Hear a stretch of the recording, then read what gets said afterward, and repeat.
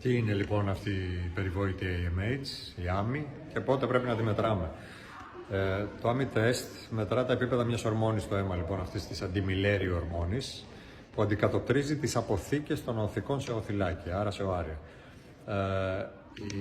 Πρέπει να κρατήσετε στο μυαλό σας ότι η άμυ σχετίζεται με τον αριθμό των οαρίων μεν, αλλά δεν προβλέπει τη γονιμότητα.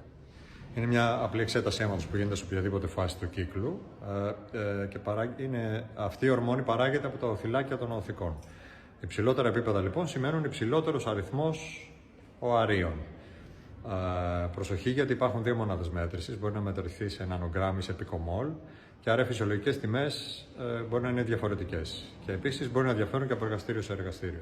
Πότε την κάνουμε? Κυρίως θα πρέπει να γίνεται σε περιπτώσεις υπογονιμότητας για να διερευνήσουμε τα πιθανά αίτια. Αλλά να ξέρετε και να κρατήσετε στο μυαλό σας ότι οι φυσιολογικές τιμές της άμυ δεν συνεπάγονται και βέβαια η επίτευξη εγκυμοσύνης, γιατί πολλοί παράγοντες παίζουν ρόλο, όπως είναι η ηλικία, το κάπνισμα, η ποιότητα των οαρίων, η ποιότητα του σπέρματος, η βατότητα των σαλπίγκων, διαταραχές στην ορυξία, ενδομητρίωση και άλλες παθήσεις.